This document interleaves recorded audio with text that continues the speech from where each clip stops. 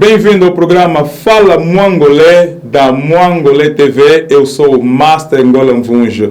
Hoje, para fechar o ano de 2015, nós decidimos falar aqui no programa Fala Mwangolé sobre um assunto com muita preocupação, muito interesse, tem despertado no seio dos angolanos dentro e fora do país, tem despertado interesse pela comunidade internacional lá fora. Hoje é impossível falar de Angola sem se tocar no julgamento dos 17 ativistas angolanos. E como tal, a comunidade angolana na diáspora, em particular aqui no Reino Unido, tem acompanhado o caso com bastante seriedade, com bastante atenção e por conseguinte tem uma opinião bastante válida. E é para saber a opinião dos angolanos fora do país, para saber a opinião dos angolanos no Reino Unido, que hoje eu vou conversar com a senhora Teresa Santana, com o senhor Antônio Neto, João Neto, digo, com o senhor Sebastião Matumona e ainda com o senhor Antônio Domingos, todos eles angolanos residentes aqui no Reino Unido, membros ativos da comunidade angolana no Reino Unido, para que a gente possa saber exatamente o que os angolanos fora do país pensam sobre esta situação.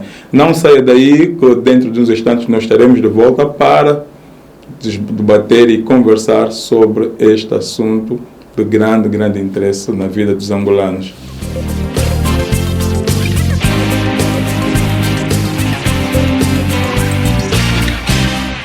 Bem, sem mais demoras, vamos dar os primeiros passos, vamos desenvolver aqui a nossa conversa, começando aqui pela senhora Teresa Santana, nossa amiga. Qual é a leitura que faz desse caso, deste julgamento, desde a detenção, o processo de julgamento que levou ao julgamento até o aspecto, até o ponto em que nos encontramos da questão da prisão domiciliária? Sim.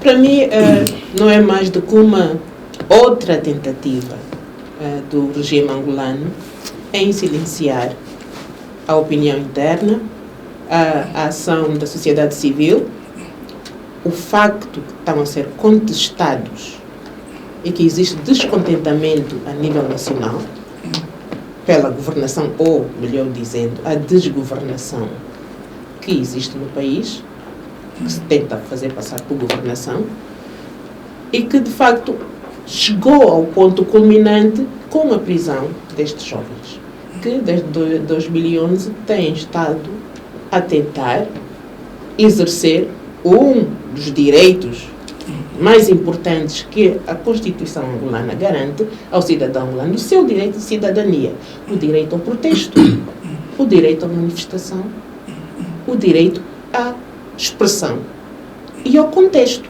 Por isso, se não há esses direitos básicos que se chama, que o país se vangloria de ser um país democrático, ou em vias de democracia, mesmo em vias de democracia, mesmo nos países em que não há democracia, as pessoas têm direito a manifestar-se. E manifestam-se, podem ser suprimidas e reprimidas, mas o facto que num país que se diz democrático, se suprimir e reprimir a manifestação é uma coisa grave, é uma situação grave e que a todos nós, de facto, nos preocupa. Pois. Yeah. João, falando aqui no direito direito de manifestação, um direito consagrado pela Constituição, no caso dos jovens, a acusação começou primeiro como diria, flagrante delito, foi assim que foi dito, né? Mas depois passou de flagrante delito para atos preparatórios, que já há uma certa controvérsia, quer dizer, não encaixa. Como é que tu vês esse aspecto? Primeiro, flagrante delito, mas salta para depois, então, atos preparatórios, ou é flagrante delito, ou é... Como é que vê esse aspecto? Porque o que se pode dizer a esse aspecto é o seguinte. Realmente, quando as pessoas foram encontradas, não é? Como assim se pode-se dizer, em conversa, né? Como é que as pessoas a princípio diziam o que é que estava a fazer, o Estado ou as pessoas que depois estavam à frente do processo tentaram encontrar algo que realmente justificasse a prisão ou o encarceramento das pessoas. Mas como depois não se encontrava, e depois houve a pressão, não só interna como externa, fosse necessário vir com um outro argumento. Porque tu não vais prender, não vais meter uma pessoa na prisão sem realmente tu teres uma base porque que essa pessoa está na prisão. Então, criou-se essa necessidade. Mas mesmo assim, ao longo do processo, se vamos analisar o processo, realmente não se sabe realmente qual é a questão que levou as pessoas a serem encarceradas até esse momento. Não há razão para quê. E por isso vai-se encontrar um argumento aqui, outro argumento aí, outro argumento aqui, só para se ter uma causa. Mas no fundo não temos causa nenhuma, não é? O que se sabe é que as pessoas têm que ser libertas, ok? E que realmente não há razão para as pessoas se encontrarem onde estão. Não é? Sebastião, no caso, um dos aspectos que o governo angolano tem a todo custo tentado demonstrar, principalmente a nível internacional, é a independência dos órgãos de soberania, né? Há muitas acusações em relação à independência do sistema judiciário. Há quem diz que os juízes estão a ser influenciados por pessoas de grande influência no regime angolano. O regime angolano, por sua vez, desmente categoricamente. Qual é a leitura que tu fazes sobre isso? Acreditas que, de facto, os tribunais estão a operar de forma independente ou há uma mão invisível aí a trabalhar em tudo isso? Sim, desde já, mais uma vez, estamos todos guiados pelo espaço, não é? Estamos aqui a falar de Angola, que a gente aqui fora do país sente aquela ligação com a nossa terra, né? O cordão umbilical está ali, estamos ligados. Então, quanto à questão, é muito pertinente, porque é assim, devemos primeiro olhar, não é? Fazer pegar no espaço e ver o porquê, em primeiro lugar, da prisão desses ativistas políticos, não é? E depois o porquê até da prisão domiciliária. Isso depois liga com, talvez, o fator da questão que levanta no que toca à separação de poderes. Vejamos, em Angola, não é? Isso levanta outros temas. Fala-se do primado da lei. Não se fala da separação de poderes sem o primado da lei. Os dois vão de mãos dadas.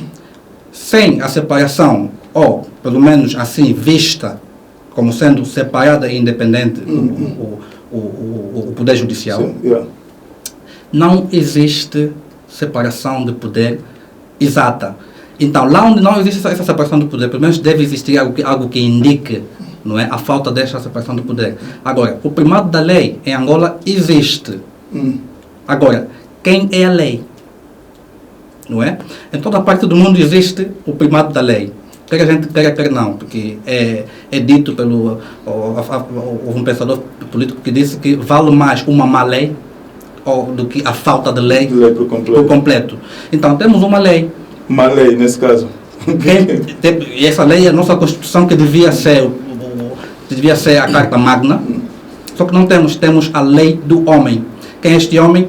É o dito ordem superior, não é? As coisas são feitas segundo ordem superior. Agora, diz-se, como deve-se dizer que, claro, seria ingênuo da parte dos governantes dizer que não existe a separação do poder, não é? Porque o surpreendente é a rapidez com que se depois admitiu que existe a separação do poder, quando na realidade sabe-se que todo mundo responde a uma pessoa, não é? Temos a judiciária, o poder judiciário existe, o poder legislativo existe em Angola, e temos o presidente da República, não é? Que é diferente da presidência da República. Então, em Angola, entre esses dois, por exemplo, um dos indicativos da falta da separação de poderes é que muita gente conhece o nome do presidente da República com naturalidade, mas pouca gente conhece o nome da residência oficial do presidente da República. Então, onde existe de facto a separação de poder, a cidade alta seria mais conhecida que o presidente da República, até porque se calhar já estaria no passado, estaríamos a contar 1, 2, 3, 4 presidentes depois, não é?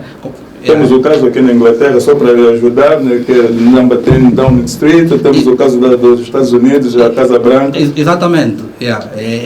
Mas em relação a este caso do julgamento dos 17, tem algum ponto que podes referir, que demonstra claramente, na tua opinião, que esta separação de poderes que tanto se fala é por e simplesmente uma miragem? Na minha opinião, isso liga-se ao porquê da prisão, não é? Não podemos ter todos uma amnésia coletiva. Temos que fazer uma análise assim, objetiva. O que aconteceu antes da prisão? Porque esses jovens começaram a manifestar-se em 2011. E foi um fenômeno que depois fez uma associação com a Primavera Árabe. Pode até ser relativo, pode existir uma conexão entre as duas, mas que é uma imitação da Primavera Árabe, ponto de interrogação, né? Porque a Primavera Árabe deviu-se a um descontentamento do povo, sobretudo tunisino, lá onde começou, e nós também temos, enquanto povo angolano, também temos nossos problemas, nossas dificuldades. Então, nunca foi conveniente ao regime prender esses jovens em 2012, 2013, 2014, até meados de 2015. Tudo por quê? Porque dava uma má imagem lá fora. Daria uma má imagem lá fora. Porque aquela imagem das manifestações é plausível aceitar ou admitir que, por vezes, também eram utilizadas pelo regime para demonstrar ao mundo, à comunidade internacional, que não, eu sou democrata, olha, o meu povo manifesta-se. Não é? Então também é conveniente a eles. Pode-se assim analisar. Agora, o porquê da prisão só em 2015 liga-se porque o que aconteceu antes da prisão foi o caso Calupeteca. Então, não será que temos uma questão de distração, um mecanismo criado? Porque o MPLA, o regime do MPLA, habitualmente não faz erros do gênero, não é? Porque foi uma situação que depois vimos que ele teve que se desdobrar de várias formas de como sair. Que agora temos a prisão domiciliária, que na mesma, deve-se dizer que é uma vitória para os revolucionários, que forçaram a mão do regime, de uma forma que só recorda tempos da UNITA, do Dr. Savimbi, que conseguia forçar a mão do regime. Não é? Depois desse período de paz, os ditos revus, conseguiram forçar a mão do regime. Então, agora a questão é, eles em casa, não é? Eles em casa, será que já podemos voltar a falar do Calupeteca? Onde é que está o caso? Domingos, um dos aspectos que muita gente reclama até agora é que, não obstante as falhas e não só injustiças e a forma, até certo ponto, como a forma, pode-se assim dizer, um tanto quanto corrupta, como o processo tem decorrido, mas que não se tem feito o suficiente de modos a pressionar o governo, as instituições legais, de pararem com esse processo, porque não se consegue, como aqui o Matumana disse, e bem dito, e aqui também o João disse, quer dizer, é um processo que não consegue se sentir, não se consegue sentir a sério onde é que se sente a acusação. Falou-se das provas, que também podemos desenvolver aqui, que são provas que já parte do princípio que foram adquiridas de forma ilícita, mas esperava-se, houve, sim senhora, que causou, a resposta foi rápida, né, vamos dizer, da sociedade civil, houve manifestações, houve vigílias, mas esperava-se que a comunidade internacional, até não digo muito a comunidade internacional, mas a sociedade civil, os partidos de oposição fizessem muito mais de modos a pressionar as autoridades a pararem com esse caso, ou se dessem continuidade, mas que pelo menos que se pudesse sentir que estava-se a fazer justiça no verdadeiro sentido da palavra. Caso que não exista o domingo, o que é que acha que devia-se fazer ou que não se fez? Sim, que devia-se fazer e não se fez, quer da parte da oposição, quer da parte da sociedade civil. O que é que acha que faltou? Eu, do meu ponto de vista, diria o seguinte: eu acho que tudo o que tinha que se fazer foi feito. Eu posso dizer que o facto do governo mandar muitos ministros do governo fora do país para justificar a prisão dos 15 mais 2 é porque o governo achou-se sufocado. Primeiro, eu podia dizer que o governo cometeu erros e, nesta altura, a comunidade internacional, como a comunidade nacional, se apercebeu realmente que não havia matéria que justificasse a prisão dos 15 mais 2. Agora, Sei que houve muita pressão para terminar com o caso, sim, eu posso dizer que houve, e eu posso dizer que o governo hoje está arrependido. Eu acredito que o governo hoje está arrependido e isso é que faz com que o ministro da Justiça venha tentar explicar realmente que nós chamamos, parece que chamam-se governador interino, né? Embaixador interino, vai debate, itinerário.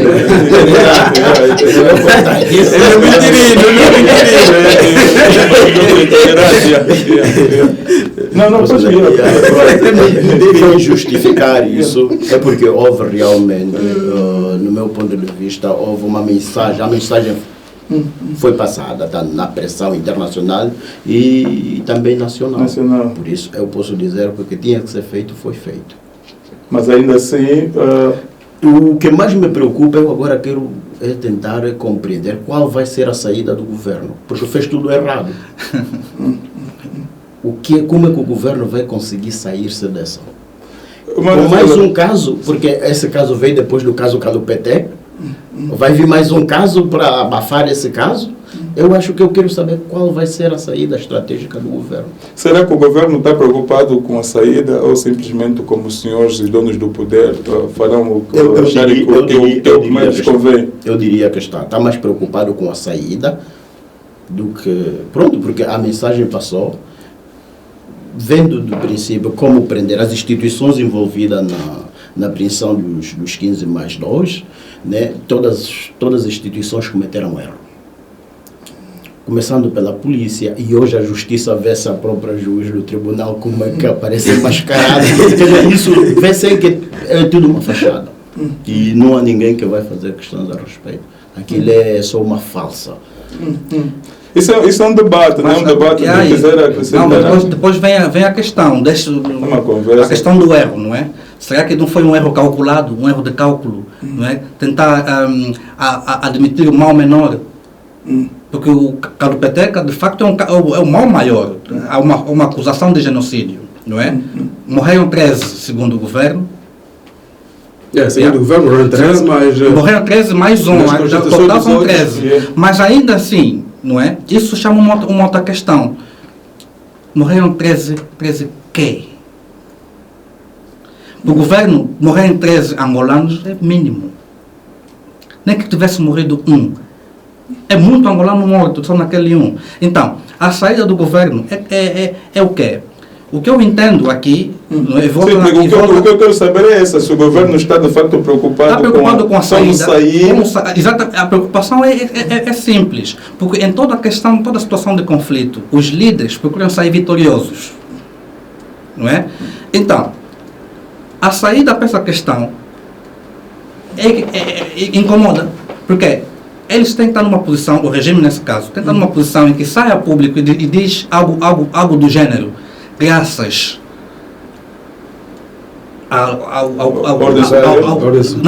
graças à compaixão de sua excelência, algo do gênero, não é? Algo que restitua algo de generoso, de nobre, na pessoa do presidente da República, não é? O facto de, a essa altura, as instituições decidiram com que eles fossem para casa, ok? Nessa altura de festa, já mostra também que realmente o governo chegou àquele ponto onde diz que nós fizemos algo de errado e temos que tentar restituir aquilo que foi feito errado. Para mim é mais até do que isso.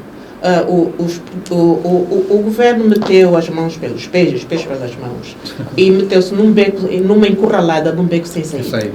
Começa, por exemplo, a questão a nova lei que passaram, a nova lei domiciliar. Sim, a nova das medidas eles saíram, foram libertados sob prisão, coisa, sob uma lei que ainda não saiu, que não foi aprovada, que ninguém conhecia, que caiu, não se sabe de onde. Quem é que passou essa lei? Quando é que essa lei passou no Parlamento Angolano? Sim, esse foi um dos aspectos que eu procurei saber se foi discutida no Parlamento e posteriormente aprovada. Não se sabe exatamente, não consegui encontrar nenhum das pesquisas que eu fiz. Não. Isso faz-me voltar à questão inicial, que é o facto, será que existe essa separação do poder Poderes. e da legalidade. Porque isso mais do que nunca prova que há, de facto, um sistema paralelo que, de facto, é o governo de facto e o resto tudo é fachada. Exato. Porque as instituições angolanas, chamadas instituições, não funcionam. A começar, sobretudo, a Casa das Leis, o Parlamento, que não é soberano. Não, nós sabemos. Bem, nós vamos parar por aqui, né? Vamos a um breve intervalo. Depois vamos dar sequência à nossa conversa.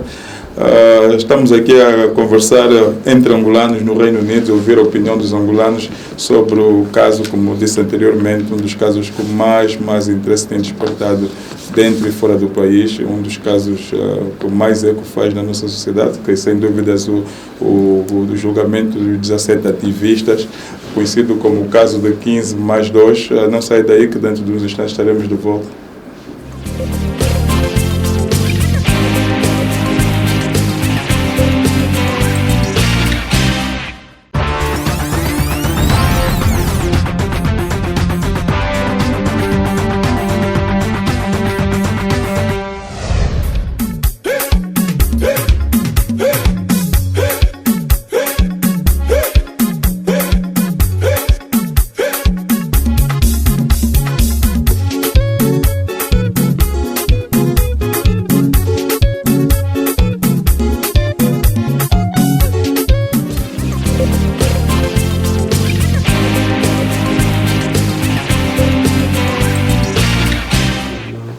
Bem, este é o programa Fala Mangolé, da Mangolé TV.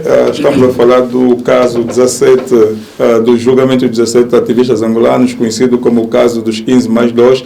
E continuando aqui, dando sequência à nossa conversa, estávamos aqui a falar da questão de como as autoridades vão procurar sair disto. Há quem acredita que vão procurar sair de uma forma, aqui como o Matumona disse, sair de uma forma que seja vista, né? Neste caso o governo angolano, como vitorioso, né? De uma forma... aqui a Mana tinha uma opinião. O que acha? Será que de fato o governo está preocupado em sair bem disto, ou tem em mente exatamente, quer dizer, tem tudo preparado para o final deste episódio, desta saga? Claro, ele começou com uma farsa e vai terminar com uma farsa. Porque é importante manter as aparências, porque é um governo que vive de aparências. E não há substância nenhuma naquilo que faz. É simplesmente as aparências. É de manter a aparência de uma coisa funcional. É um governo disfuncional, por excelência. Por isso, olhando para o próprio julgamento, o tipo de provas que foram apresentadas, que não são provas em lugar nenhum. Qualquer juiz que se preze de ter um nome de juiz, pura e simplesmente no primeiro dia, fechava aquela brincadeira, tirava aquele caso todo fora. Isso iria demonstrar, de facto, a independência. Exatamente. E a legalidade. Nesse caso não foi. Provas fictícias, que não provam absolutamente nada, provas tomadas ilegalmente, que são contra a lei, por isso, como o juiz nem sequer podia admiti-las na corte, aquelas situações terríveis de um julgamento de horas e horas a fio, de ler um livro inteiro, página por página, horas e horas a fio. Para quem serviu aquilo e para que ninguém sabe. A continuidade daquele julgamento de forma interminável, as sevícias a que tiveram sujeitos os prisioneiros, e mesmo os familiares, e toda aquela situação, a mudança abrupta, a última da hora, do local do tribunal para um tribunal muito mais periférico na coisa. O facto que a questão se fala de justiça independente, existirem indivíduos a fazerem manifestação que foram carregados de autocarros devidamente financiados para fazerem manifestações de... Essa refere do caso de justiça sem pressão, não é? Justiça sem pressão, que eu não sei quem é que está a fazer pressão a quem. Exato. Neste caso, temos um governo todo poderoso e que se acha pressionado. Quando é ele que está em cima do povo, que continua a bater, a evitar que haja manifestações, que haja protesto e contexto. Isso volta ao caso do... E no fim diz que ele é que está sob pressão. Pressão de quem, afinal de contas? Exato. Quem é que está sob pressão, se não é as massas populares, se não é o povo que está sob a pressão de um governo completamente, que está completamente desligado da situação real do país. A Amnistia Internacional fez questão de trazer a público, ok? Problemas que se estavam a verificar dentro do corpo, onde os familiares tinham que se manter de pé e as pessoas que ocupavam aquele espaço, que a princípio eram chamados como jornalistas, e não eram jornalistas. No que se sabe é que aquelas pessoas faziam parte do regime. Eram membros da segurança do Estado que se apresentavam aí e que se passavam a passar como jornalistas. Então, E temos outro caso, onde as pessoas, familiares, pelo menos, se tu chegasses cedo ao tribunal e tivesses o prazer de sentar, se te levantasses e fosses para o quarto de banho, no teu regresso já não deixavam entrar. Dali que eu disse, que por vezes há aquela tendência, a tentação de dizer que em Angola não existe o primado da lei, a separação de poder, tudo isso. É bom desmistificar isso. O primado da lei, até as tiranias, usam-se desses termos, primado da lei. Então, o que se passou ali, essa farsa que todos nós vimos,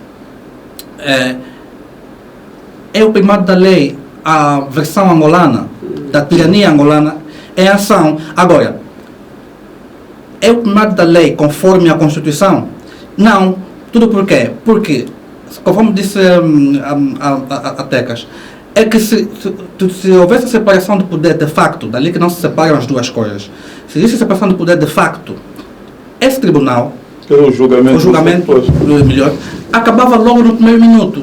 Tudo por quê? Porque o primado da lei em ação é o tribunal a avaliar a decisão do Poder Executivo, do Ministério Público, e a avaliar, fazer uma revisão da lei. Este é o primado da lei em ação. E isso só acontece em espaços verdadeiramente democráticos. Agora, o que é diferente do primado da lei na tirania? Ele vai existir, é um teatro e uma fachada que acontece e é justiça a ser feita. Há países em que, vamos dizer, corta a mão de alguém, passa a sentença, que deve cortar a mão porque roubou algo. É a lei. Então, é a lei prima. Agora, se é aceitável, é universalmente aceitável ou não, é outra conversa. Mas é a lei do sítio. Então, no caso da Angola é isso. A lei diz uma coisa. Todos nós, todos nós aqui assim, não é? Isso se calhar, essa conversa, se calhar podíamos ser já os 5, não é? Os 6. Isso já é uma prova de atos, isso já é preparatório, subversão. Então, é uma subversão, não é? Consoante em que contexto?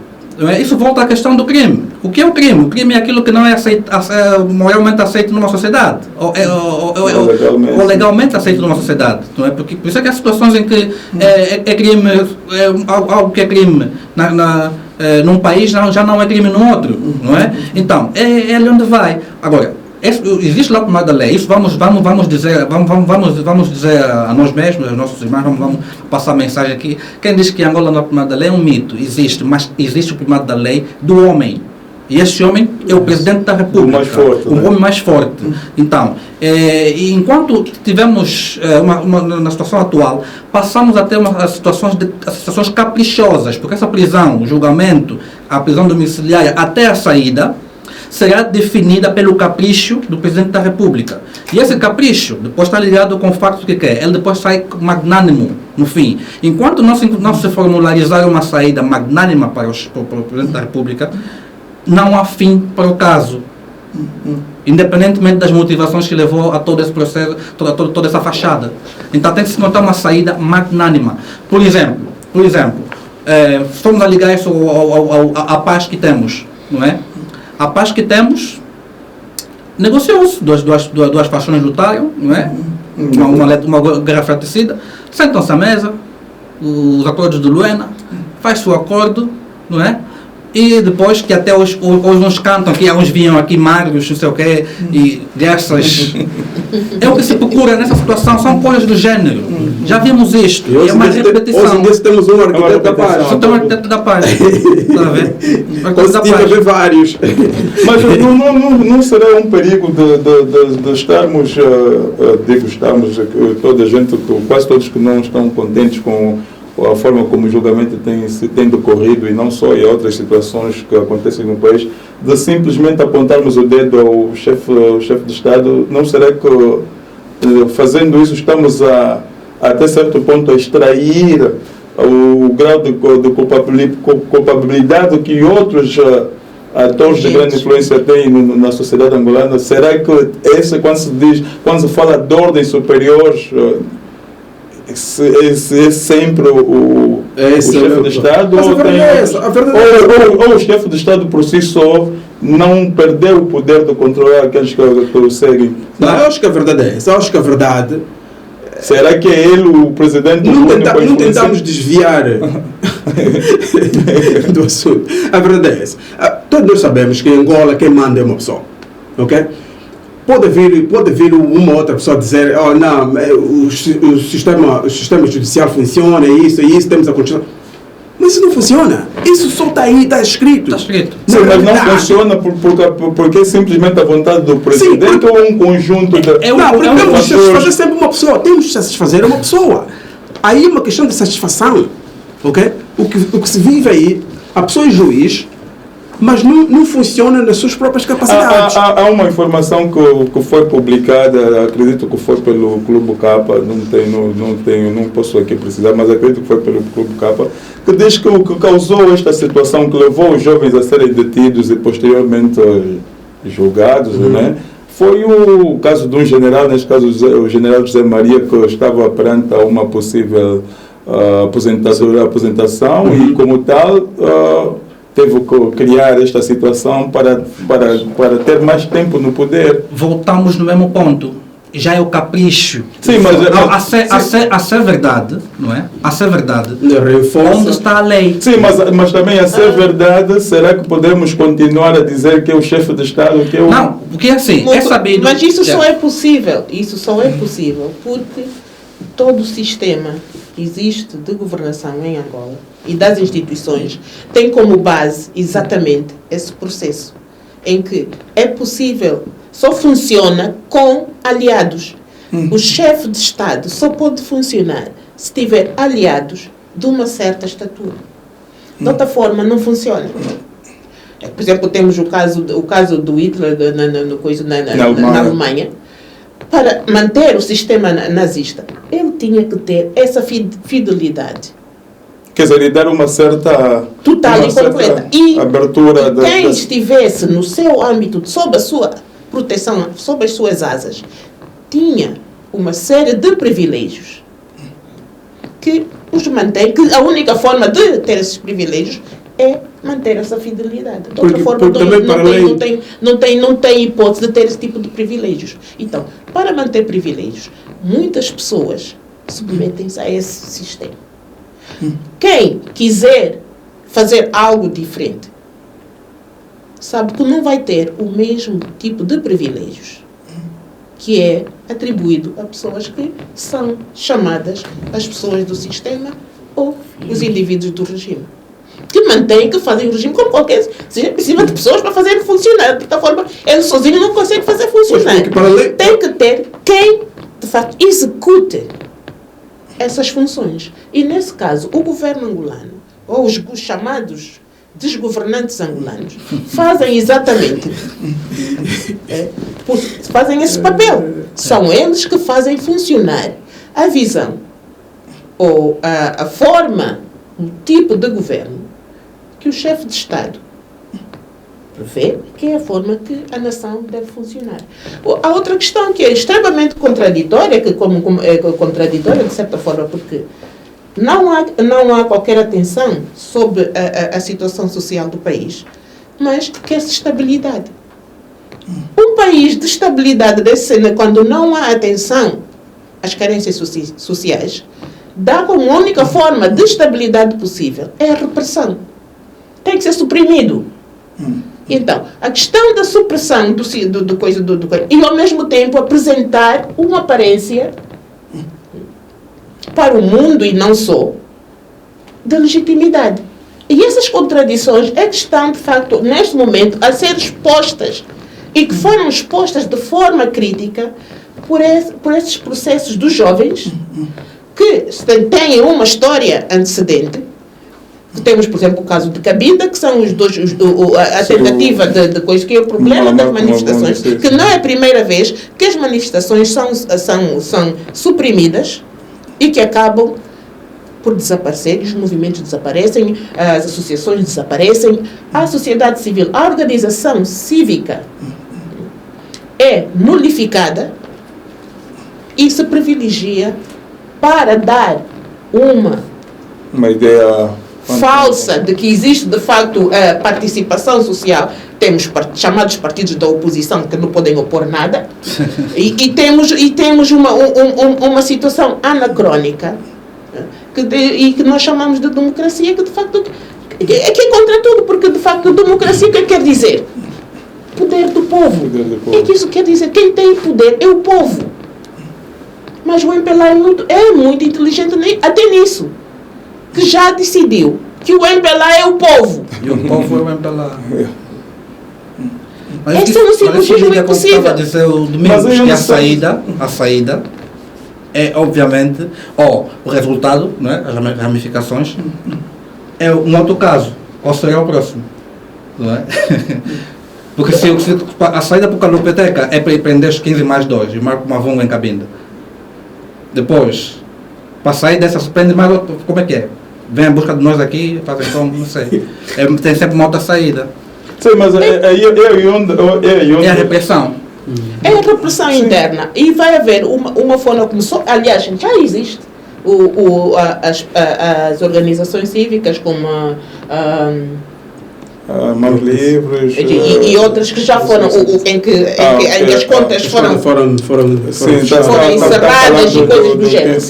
Isso exatamente para inviabilizar a possibilidade da ação social. Porque de quem tem o coisa, de facto, é a emergência do movimento social em Angola. E o objetivo final e fundamental de todo este processo, toda esta farsa, que é de facto uma farsa, no sentido lato da palavra, mas que tem objetivos sinistros por trás.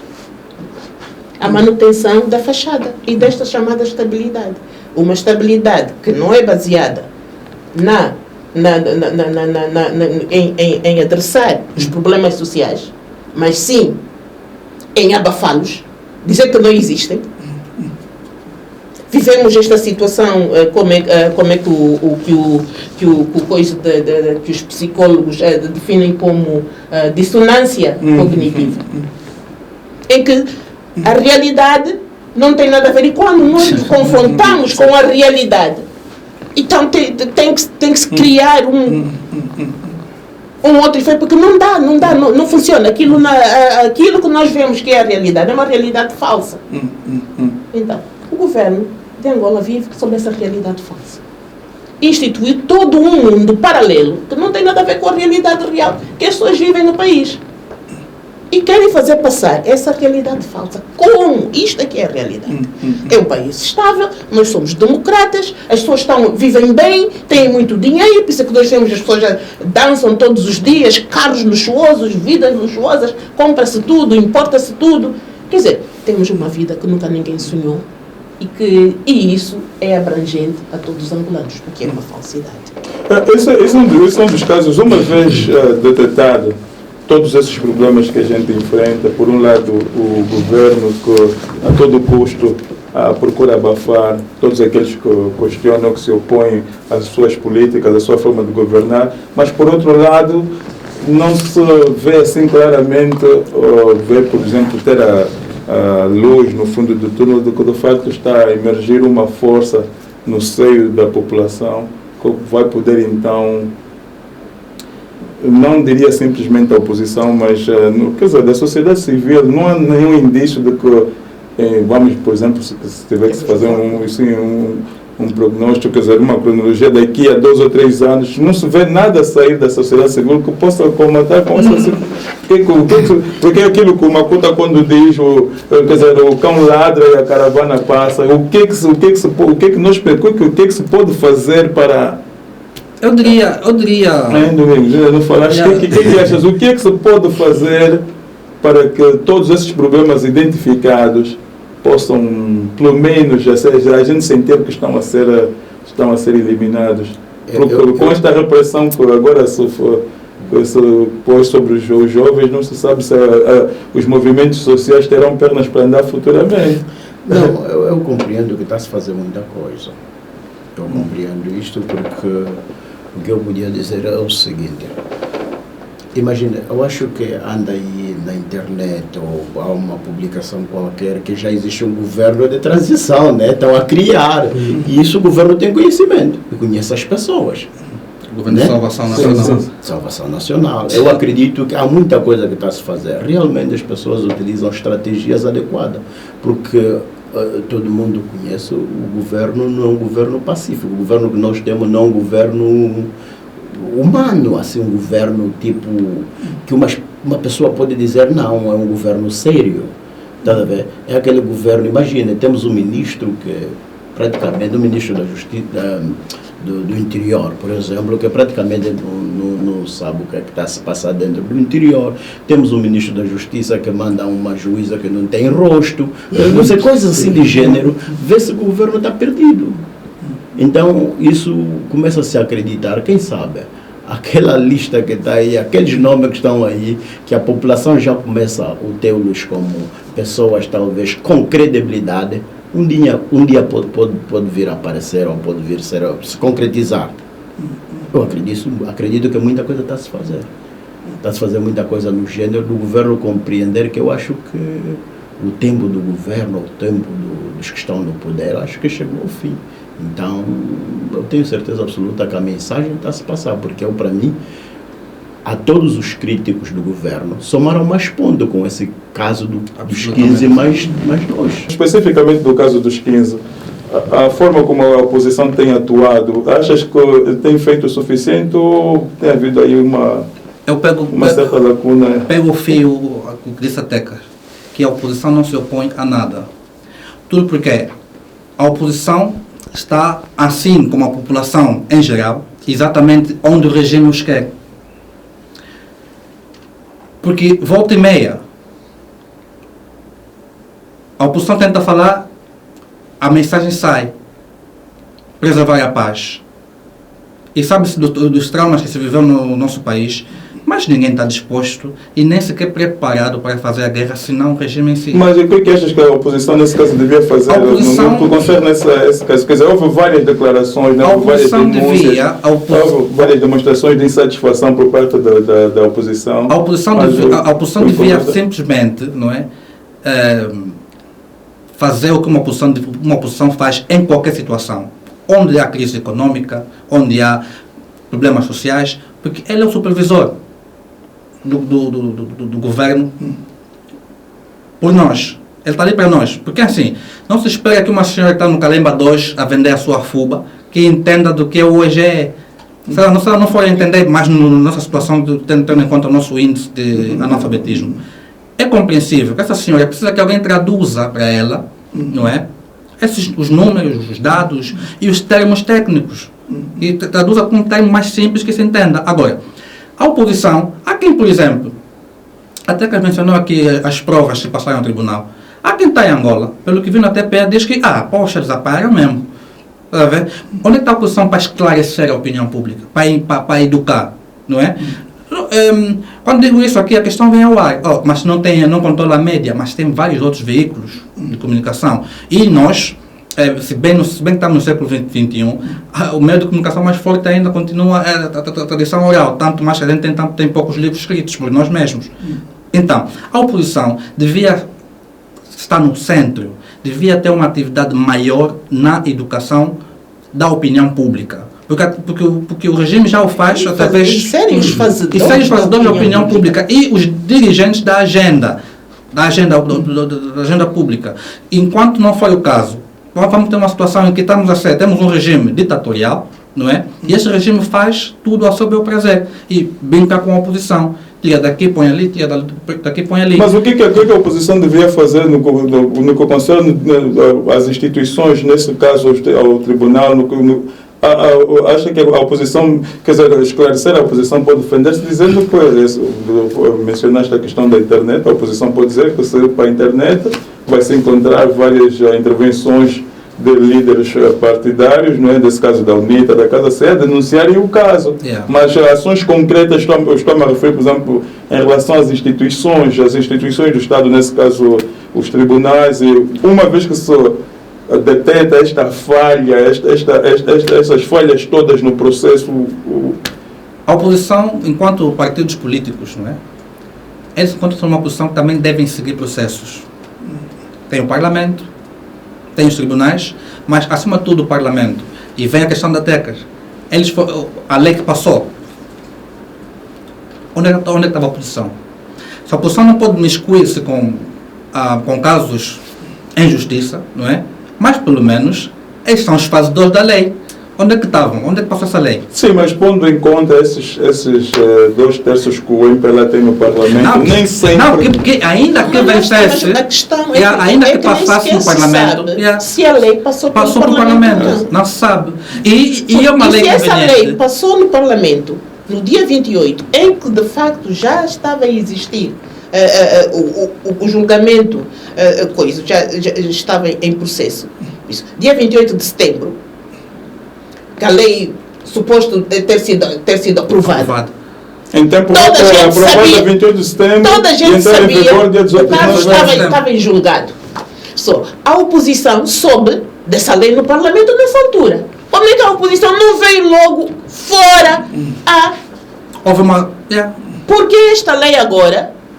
E qual é o efeito e as consequências de uma lei desta imposta ao Parlamento? Porque, em princípio, as condições da tal prisão domiciliária, uma coisa é a lei que saiu, mas as condições da prisão domiciliária, de facto, aquilo é que não estão só presos, os presos, mas os familiares também estão sujeitos. Quem vive com o preso também está na prisão. É isso. Todos já estão sujeitos a essa situação.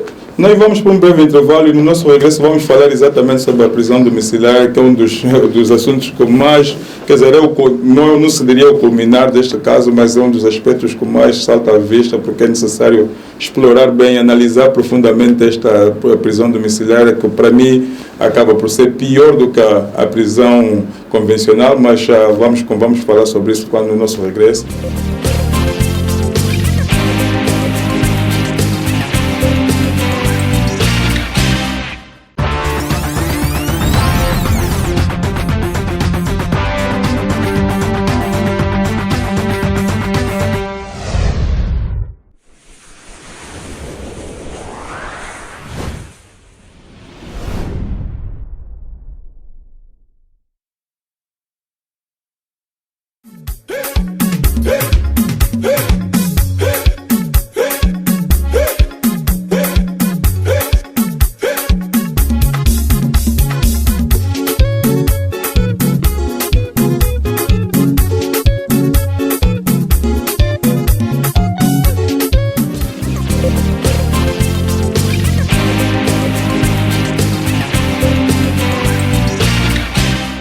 Estamos de volta aqui nessa conversa amigável com angolanos residentes no Reino Unido. Estamos a falar sobre o caso dos 15+2, o julgamento dos ativistas angolanos. E aqui tenho como convidados a senhora Teresa Santana, o senhor João Neto, o senhor Sebastião Matumona e ainda Antônio Domingos. E com eles vamos continuar a nossa conversa sobre este assunto extremamente pertinente e importante.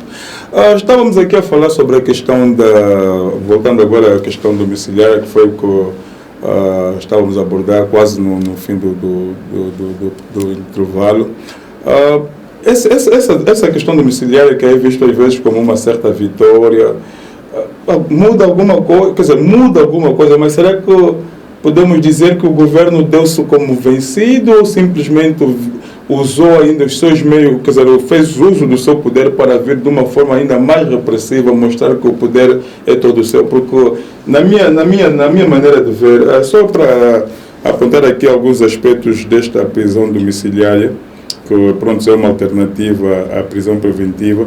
Eles aqui diz que não poderão sair de suas casas, não podem apanhar ar livre no quintal de suas casas caso o muro seja alto. Apenas 10 minutos de telefone por semana, poderão usar o telefone por 10 minutos, nada mais do que isso, durante a semana. Não devem ter acesso à internet, não podem ter contato com os correios ou com as pessoas que estão mencionadas no chamado Governo da Salvação Nacional. Eu sinceramente, para além do aspecto deles poderem estar ao lado dos seus familiares, mas eu não vejo quais são as vantagens que isso traz. Na minha maneira de ver, quando estás na prisão, pelo menos a mente adapta-se ao caso. Agora, estar preso dentro da sua casa nessas condições, aqui no Reino Unido e não só em outros países, já temos, por exemplo, o caso desse atleta paralímpico Pretorius, não é? Oscar Pretorius, que esteve até certo ponto em prisão domiciliária, mas era com uma pulseira e tinha um tempo, né? Poderia sair, poderia ir às compras, poderia, caso tivesse que trabalhar, trabalharia normalmente. No nosso caso é completamente diferente, está-se a ensaiar algo novo. Vamos supor, eu fiquei aqui a pensar durante esse tempo, vamos supor de alguém que viva sozinho, numa prisão domiciliária, nestas condições, que tem que ganhar o seu sustento. Pelo menos na prisão, o Estado providencia o sustento. Mas um solteiro, uma pessoa que vive sozinho em sua casa, nessas condições, quer dizer, é uma greve de fome forçada. Eu não sei se no aspecto que te referes, não sei se a lei ia permitir que se colocasse alguém em casa para então poder ajudar a pessoa. Realmente não sei como é que isso ia funcionar, não é? É uma prisão nada mais, nada menos arbitrária. Começa pela lei, né? Estamos aqui a falar da lei, o modo com que a lei foi aprovada, a celeridade com que foi aprovada, e houve uma tentativa, notou-se no discurso do Procurador-Geral da República, onde ele diz que o Ministério Público mostrou preocupação. Já vês a linguagem, tentar buscar algo, tentar dar algo de vitorioso a eles mesmos. Yeah? Não foi uma vitória para os revolucionários jovens, que de uma certa medida deve-se dizer que até a lei, se bem que a ser ensaiada, não é? É uma lei que vale a pena olhar-se de novo, porque há muitos casos de prisão arbitrária no nosso país há anos. Yeah? Então essa é uma vitória que deve se atribuir aos revolucionários, uma vitória deles. Forçou-se mais uma vez a mão do regime, não é? Em estipular uma lei que dá uma certa dignidade um tanto quanto ao cidadão. Agora, mas, desculpa, não está cortado. Não estás a dizer de vitória. Há um caso aqui particular nesta prisão domiciliária que geralmente, eu estive a investigar alguns casos os mais falados de prisão domiciliária.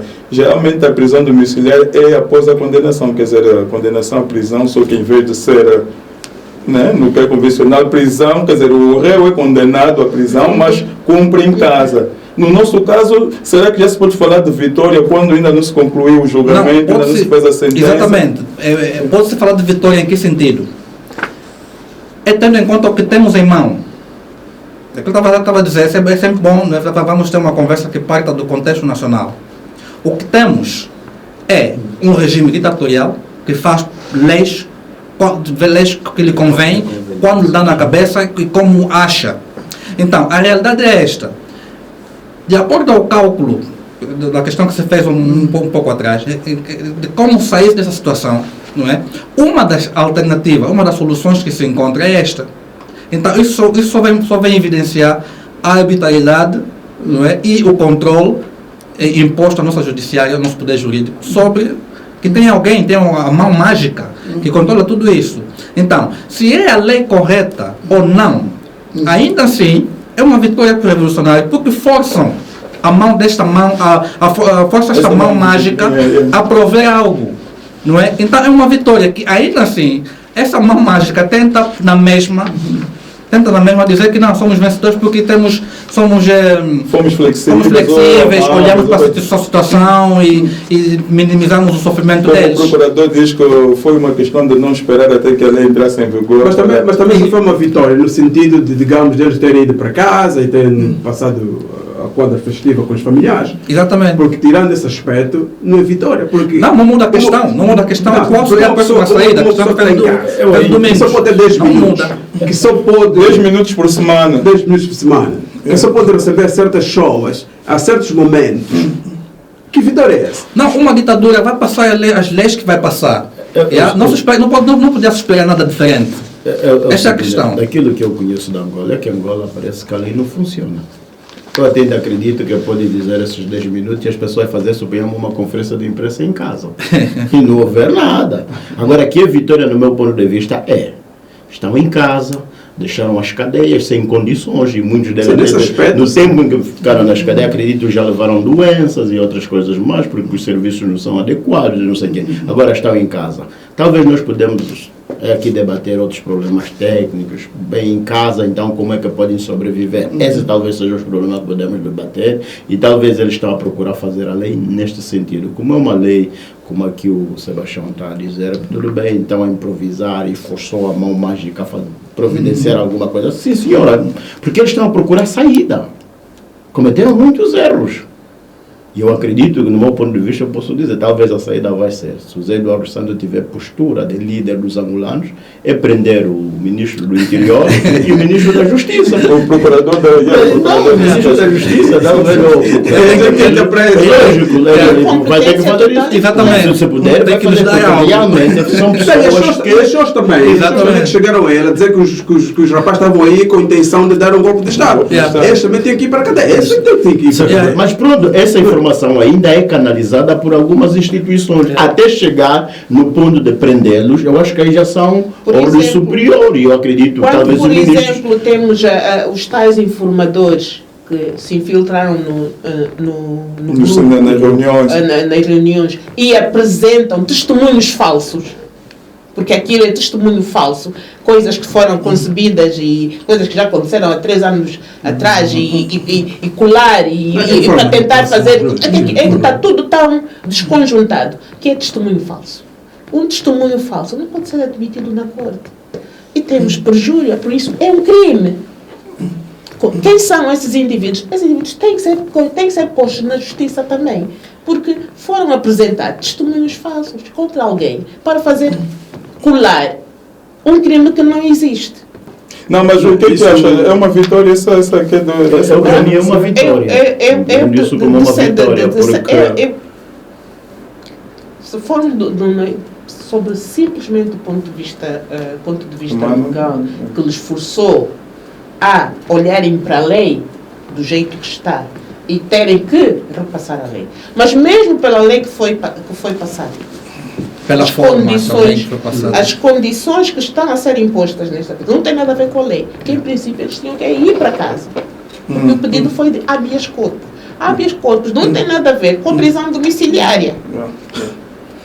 A liberdade condicional. E são duas coisas totalmente diferentes. Por isso, eles foram condenados à prisão domiciliária enquanto estão à espera da condenação, que é uma contradição em termos. Por isso, legalmente, como é que eles estão à espera de uma condenação quando já foram condenados à prisão domiciliária e quando estão à espera da condenação? Então, aí é o caso de uma Constituição atípica, criar leis atípicas. E é a lei que temos num país atípico. Aí é que vem a questão. As coisas são criadas por conveniência. E o Parlamento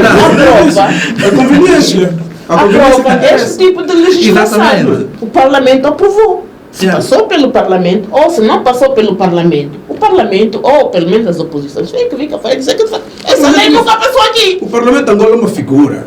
Figura ou não figura? Figura ou não figura? Não podemos dizer o Parlamento, porque nós sabemos que aquele Parlamento não funciona. Aquilo funciona a benefício dos homens que estão no poder. Não é? Meu irmão, nós também sabemos disso. Pois, levamos a coisa ao Parlamento, ou deixar de levar ao Parlamento, não tem significado nenhum. Tem um significado muito simples agora, porque uma coisa que o regime faz Porque aqui a questão é política, a questão não é jurídica. Mas a é coisa não política. funciona do jeito que nós esperamos que tem que funcionar. Vamos Isso é por verdade. o caso político. Nós sabemos que o Parlamento não funciona, todos nós sabemos. Mas o que é que o governo diz? Que a separação de Que poderes as instituições funciona. funcionam.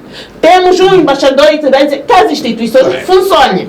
Temos um ministro da Justiça aqui em Chateauneuf a vir dizer. Eles também não podiam dizer uma outra coisa. Oh, mano, eles não podiam dizer uma outra coisa, né? Claro, nós sabemos. Tu esperavas que o ministro da Justiça viesse aqui a dizer que a Justiça de Angola não funciona. Claro que não é essa a função dele. Ele tem que dizer que funciona. Não sabemos. E então, Ele nós está sob temos... ordens. Desculpe. Ordens. Desculpe. Não é? Então, o meu problema não são eles, o problema é nós. Qual é a nossa resposta a essa situação que nós sabemos que não funciona? Eu não tenho dúvida nenhuma. E isso é que eu digo. Por isso, como não funciona, deixe-me terminar.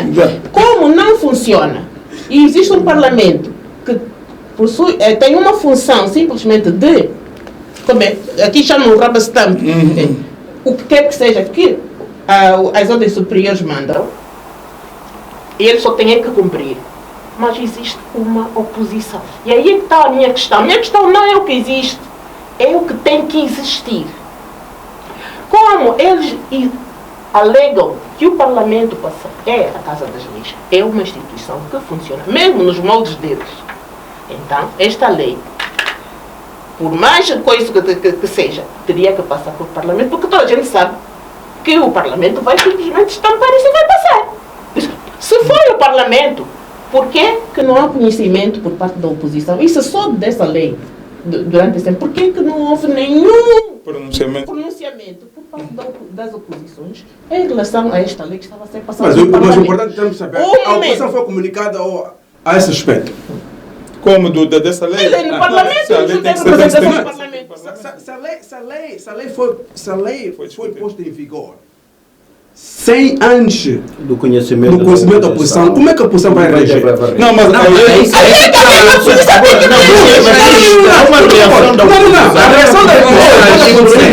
reação da que aconteceram umas semanas atrás. Ali na função reais. Como é que sai essa lei? Eu entendo perfeitamente o que está a dizer. Entendo perfeitamente o que está a dizer aqui. A lei foi posta. Ok? A minha questão é, antes da lei for posta em vigor, será que a oposição tinha conhecimento dessa lei? Não. Eu acho que não. Eu não sei, eu não sou oposição. Não, ninguém tem que dizer. Ninguém está a falar pela oposição. Como angolano, nós sabíamos que essa lei antes de passar. Não. Sabíamos que essa lei não havia conhecimento. Então pronto. Exatamente. E esse aqui é o meu ponto. Sim, agora, se houver um debate, vai ser a partir da hora. A lei passou e eles dizem que a lei número 2515 de 18 de setembro. Por isso, no dia 18 de setembro, isso é a oposição. Nós estamos representando. Desde o dia 18 de setembro até agora o Parlamento parece nunca. Estamos representando do Parlamento. Estamos lá todos os dias. Como é que nós no dia 18 não vemos nada dessa lei? Saiu aonde? E isso é que é. Nós vamos procurar a forma de entrar em contato com a oposição para nos dizerem se foi discutido. Agora o debate tem que agora saiu esta lei. Porque isso, para nós aqui no exterior, por que isto é importante? Quando eles vêm cá fora, quando o ministro vem, quando não sei quem vem para dizer que eles... Não, vocês dizem que o Parlamento funciona. A lei 25/15, 18 de setembro, que depois legaliza ou põe a forma da prisão domiciliária, nem sequer passou pelo Parlamento. Como é que vocês fizeram essa lei? É simples como isso. Essa era uma das questões que também tem que se levantar. Agora, na vinda do ministro cá, não é? Tem que se levantar essa questão. Para as pessoas que estiveram presentes, ok? Deviam ter levantado essa questão. Como é que as pessoas iam levantar essa questão? Se nós estamos à espera que quem está na oposição tem representação parlamentar e essas leis não passam no Parlamento. Eles têm que saber. Quer dizer, falou-se aqui da questão da prisão domiciliária, que apesar há quem entenda que é uma vitória, que o Domingos diz que é uma vitória. Eu acredito. Também não acredito. Acho que é uma vitória. Não acredito que é uma vitória. Também acha que acha uma vitória? Eu não acho que seja uma vitória, que eu acho que poderá ser uma vitória se for utilizada como arma de combate. Porque o que está a acontecer agora, em relação a esta prisão domiciliária, porque é que estas coisas... agora eles estão todos... Foi uma concessão, de facto. Uma concessão, que eu ponho entre aspas. Por quê? Encurralados de uma posição sem saída, tinham que encontrar uma saída airosa. E esta foi a saída airosa, que não tem nada de airoso nesta saída. Porque tem todos esses males. Eu não sei até que ponto esta lei passou pelo Parlamento angolano, por isso é uma lei atípica que nem tem nada a ver com o Parlamento, por isso que existe, confirma tudo o que se tem estado a dizer desde o princípio. E isso é o ponto que eu quero levantar, que está-se a dizer que existe, de facto, não existe instituições funcionais no país. E depois tem a questão uma lei paralela ou um sistema paralelo. Tem a questão também do princípio da presunção de inocência que está a ser praticamente... Não, dali que eu ligo a vitória, não é? Dali que eu ligo a vitória. Porque alguém é condenado antes da condenação. Sim, tudo temos isso. Duas condenações. Sim. Já foram condenados à prisão domiciliária, enquanto esperam o fim do julgamento. Tudo isso é... E depois a pena final. Por isso, o que é? A presunção de inocência desaparece. Desaparece. Por isso, eles não são inocentes. O que só confirma. E todos esses aspectos eu tenho que tentar enumerar, que são os pontos que, até agora, as pessoas têm estado a bater como base da falta de liberdade em Angola e de um sistema judicial que não oferece justiça para ninguém. Não tem nada a ver do lugar. O sistema não oferece justiça a ninguém.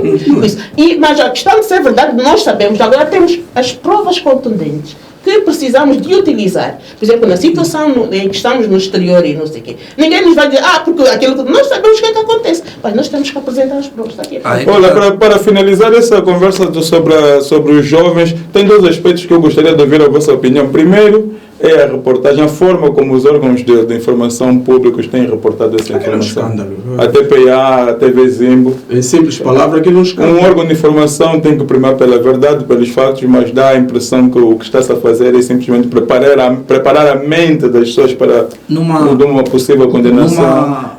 Numa ditadura. E digo, volto novamente a dizer que o princípio da presunção de inocência acaba por morrer aí nos órgãos de informação, porque são apresentados como culpados. Ouvimos muitos casos de processos judiciais de empresários, ditos empresários angolanos em Portugal, onde a defesa dos membros do regime, que são os tais empresários, é sempre o quê? Que não se pode estar a discutir assuntos que estão no segredo da justiça. Isso não se notou, neste caso particular, não se notou no segredo de justiça, foi um teatro feito a público para tentar justificar. E notava-se, né, aqui pelo menos foi diferente, tivemos debates que estava bem aceso, não é? Porque, graças a Deus não estamos esperando a TPA. Então, que é bom para a TV. Exato. Então, nota-se que... no canal o que se nota é que a TPA tem um Bartolomeu de um lado, depois puxa um advogado para o regime e vai falar de uma análise da lei de acordo ao sistema que condiz e convém ao regime, e acabamos assim. Então, o que se espera o que eu estava a dizer, o que se espera de regime, o que se espera de regimes ditatoriais não é nada mais do que isto.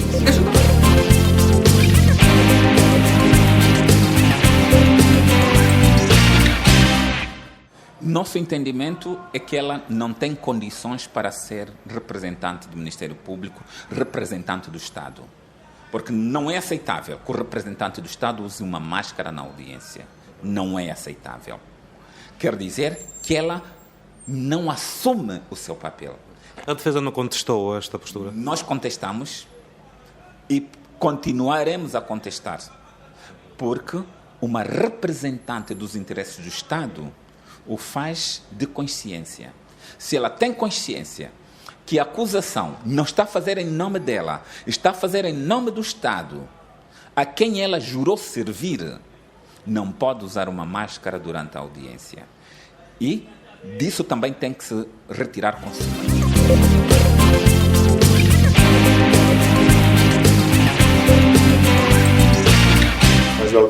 Estamos de volta aqui no programa Fala Mongolé, da Mongolé TV, com a senhora Teresa Santana, o senhor João Neto, o Sebastião Matomona e ainda Antônio Domingos. Eu sou o Master Ngola Mvunja. Vimos aqui este vídeo, bem dizer, este áudio com a fotografia da procuradora a representante do Ministério Público, neste caso, no julgamento dos ativistas. Qual é a apreciação? O que é que vocês acham desta figura, desta senhora no tribunal? Algo inédito. Começando aqui. Eu acho que nós temos uma falha. As falhas culturais que existem no país. Nós temos agora um teatro ao vivo com uma série de figurantes que passa do grotesco ao bizarro e que, de facto, quando temos juízes a apresentarem-se naquela figura, o cabelo a tapar a cara, óculos escuros. De facto, o que é que isso quer dizer? Qual é a mensagem? Que, de facto, todo este sistema é uma farsa. Nós somos figurantes. E eu estou aqui como figurante deste circo. E ela só confirma isso.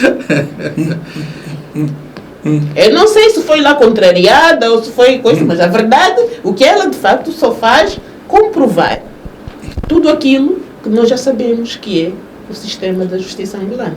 Que ele está a falar do Estado sem rosto. Exato. Eu não posso apresentar a figura, uma vez que temos a figura que também está escondida das ordens superiores, e como facto de eu represento as ordens superiores, não posso apresentar a minha cara. Quer dizer, é um reflexo das ordens superiores. O reflexo, o manifesto físico das ordens superiores. Eu tenho dificuldade de levar isso a sério, porque não é. É inédito. Talvez o único conselho que tem para a procuradora é que acho que deve despedir a cabeleireira, porque a franja cai, foi mal feita. Não sei.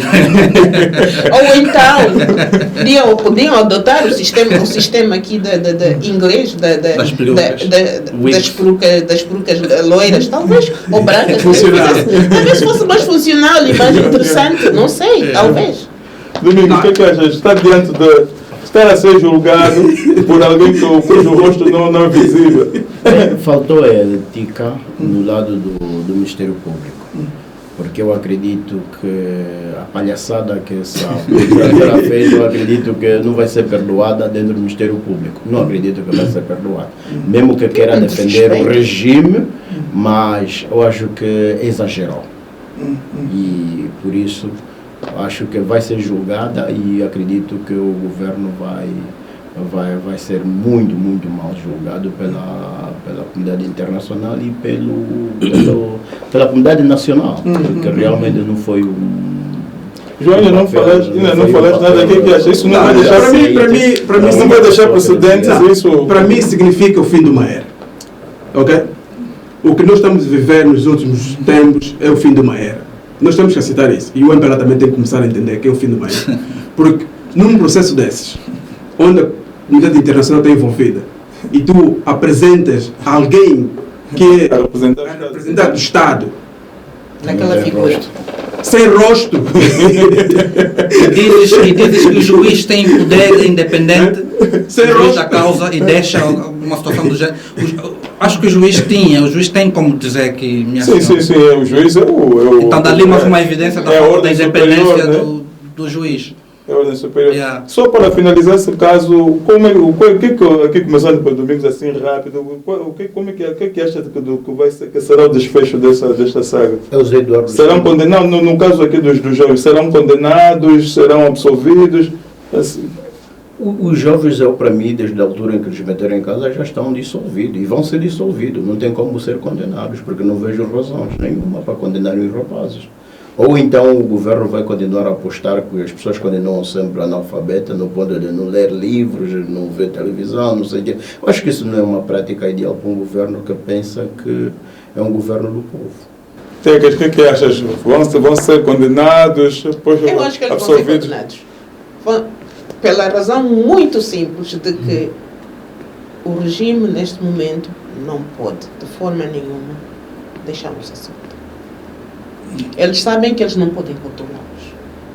O controle é impossível. Muito embora já tenham puseram lá os psicólogos, as pessoas de coisas para poderem acompanhar, para lhes virarem a cabeça como se a coisa fosse assim tão fácil. Mas enfim, não sei como é que a PIDE não lhes conseguiu virar a cabeça. Mas pelos vistos eles já acham que podem. E que Então, a única solução vai ser a extensão da prisão domiciliária. Este ensaio da prisão domiciliária é com o fim de que, depois de ser confirmada, a extensão dessa mesma prisão. Por isso que a questão da prisão domiciliária tem que ser muito bem estudada. As consequências e os objetivos, e tem que ser exposta.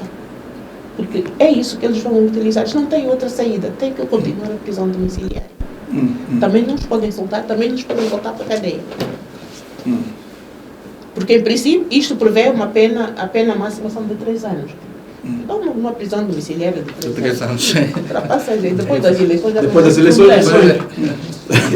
O plano é esse. O plano é muito simples. O plano é muito simples. Bem, para fechar, quero aqui, em meu nome pessoal, em nome da equipe da Mangolé TV, esta grande equipe formada pelo Alfa Coabo, a Samaya Chapseca, a Vanessa Lourenço e Joana Fula, desejar a todos os angolanos, onde quer que estejam, um feliz ano de 2016. Esperamos estar novamente convosco nesse ano que se aproxima. Bye bye e até a próxima.